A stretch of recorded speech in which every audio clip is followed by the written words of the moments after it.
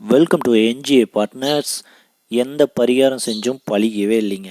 பல கோயிலுக்கு போயிட்டேன், பல பரிகாரம் செஞ்சுட்டேன், எனக்கு வேணுனது எதுவுமே நடக்கவே மாட்டேங்குது ஆதி அப்படின்னு நீங்கள் கேட்குறது என் காதில் விழுவுது.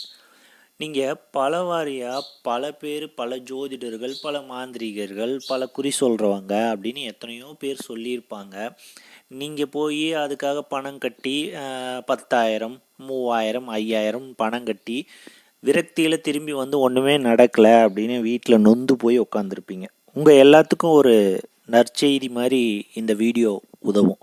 அதாவது நீங்கள் எந்தெந்த கோயில்களுக்கு போய் நீங்கள் செஞ்ச பரிகாரத்தை விட மதுரையில் இருக்கக்கூடிய 18ஆம் படி கருப்புசாமி, அந்த கருப்புசாமியை பற்றி சொல்லணும்னா உங்கள் உடம்பே புல்லரிக்கும். அந்த மாதிரியான ஒரு சக்தி வாய்ந்த சாமி.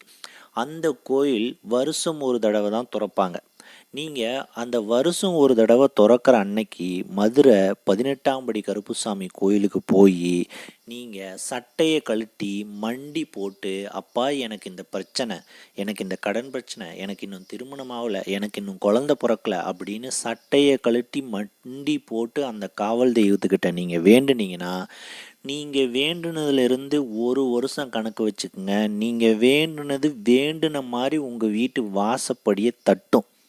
இது ஏதோ ஒரு பேச்சுக்காகலாம் இல்லைங்க. இது பல அனுபவங்கள், பல கோயில்கள், இமயமலை வரைக்கும் போய் சுற்றிட்டு வந்தவங்களாம் கூட கேட்டது நடக்கலை. ஆனால் 18ஆம் படி கருப்புசாமி கோயிலில் போய் சட்டையை கழட்டிட்டு மண்டி போட்டு அழுதவனுக்கு அவன் குழந்த பாக்கியமே இல்லைன்னு டாக்டரால் கைவிடப்பட்டாலும், எத்தனையோ ஜோசிகாரன் உனக்கு கல்யாணமே ஆகாதுன்னு சொன்னாலும் அங்கே ஒரு மிராக்கிள் நடக்கும் பாருங்க. உங்கள் கண்ணிலிருந்து கண்ணீர் வர அளவுக்கு மிராக்கிள் நடக்கும். ஏன் கருப்புசாமி இவ்வளோ ஆக்ரோஷமாக வரம் தராருன்னா, கருப்புசாமி சனீஸ்வரனோட அம்சம். சனி கொடுத்தால் எவர் தடுப்பார் அப்படின்னு ஒரு பழமொழி உண்டு. அந்த சனியோட அம்சமாகவே கருப்புசாமி அவதாரம் எடுத்திருக்கார். அதனால கருப்புசாமி கண் திறந்து அவர் அருள் புரிஞ்சு வரம் கொடுத்துட்டா சனீஸ்வரனால் கூட தடுக்க முடியாது. ஈசனையே கட்டி போட்ட ஒரு சக்தி நம்ம கருப்புசாமிக்கு மட்டும்தான் உண்டு. அந்த அளவுக்கு நம்மளுடைய முன்னோர்கள் வழிபட்ட கருப்புசாமிக்கு அபரிவிதமான சக்தி உண்டுங்க. போகரே அவருடைய நூலில் கருப்புசாமியோடைய மந்திரத்தை குறிப்பிட்டு, அந்த கருப்புசாமி மந்திரத்தை இத்தனை நாள் இத்தனை லட்சம் நீ உரு போட்டேன்னா அஷ்டமா சித்தியும் கைகூடும் அப்படின்னு சொல்லியிருக்காரு. அப்படி பார்த்தீங்கன்னா எப்பேற்பட்ட ஒரு சக்தி வாய்ந்த சாமியாக நம்ம முன்னோர்கள் பிரதிஷ்டை செஞ்ச 18ஆம் படி கருப்புசாமி இருந்திருக்கணும். நீங்கள் 48 நாள் விரதம் இருந்து போகக்கூடிய அந்த சாஸ்தான்னு சொல்லக்கூடிய அந்த ஐயப்பனுக்கும் 18 படிக்கு காவலாக அந்த கருப்புசாமி தான் இருக்கார். இருக்கிற அத்தனை குலதெய்வ கோயில்கள்லேயும் எல்லா கோயில்களையும் காவல் தெய்வமாக முதல் தெய்வமாக இருக்கிறது கருப்புசாமி தான்.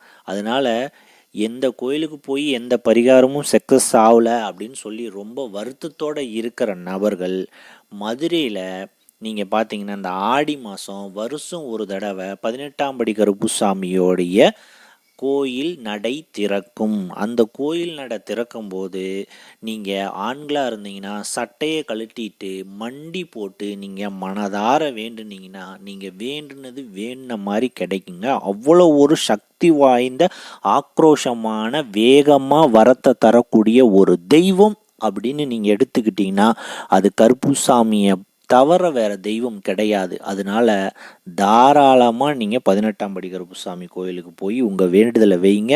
அடுத்த வருடத்துக்குள்ள அந்த வேண்டுதல் நிச்சயமாக சத்தியமாக அங்கே இடி முழங்குது அப்படிங்கிற ஒரு சத்தத்தோட நிறைவேற்றி கொடுப்பாருங்கிறது சத்திய வாக்கா சொல்கிறேன் நான். நீங்கள் தாராளமாக கருப்புசாமி கோயிலுக்கு போங்க. நீங்கள் எத்தனையோ ஜோதிடர், எத்தனையோ மாந்திரிகர், எத்தனையோ கோயில் ஏறி வெறுத்து போய் கண் கலங்கி உட்காந்துருக்கிறவங்களும் இருக்கிறீங்க. ஒரு பரிகாரத்தை கேட்டு அது மூலியமாக புதையல் எடுத்துடலாம், அது மூலியமாக காசு வாங்கிடலாம் அப்படின்னு பேராசை கொண்ட நபர்களும் இருக்காங்க. இந்த 2 நபர்களுக்கும் சரியான வரத்தையும் சரியான பாடத்தையும் கற்பித்து கொடுக்கக்கூடிய ஒரு மகா தெய்வம் அப்படின்னு சொன்னால் எம்பெருமான் 18ஆம் படி கருப்புசாமியை நீங்கள் போய் வணங்குங்க, நிச்சயமாக கிடைக்கும். அடுத்த ஒரு வீடியோவில் நான் சந்திக்கிறேன். அது வரைக்கும் உங்களிடம் இருந்து விடைபெறுவது உங்கள் ஆதி.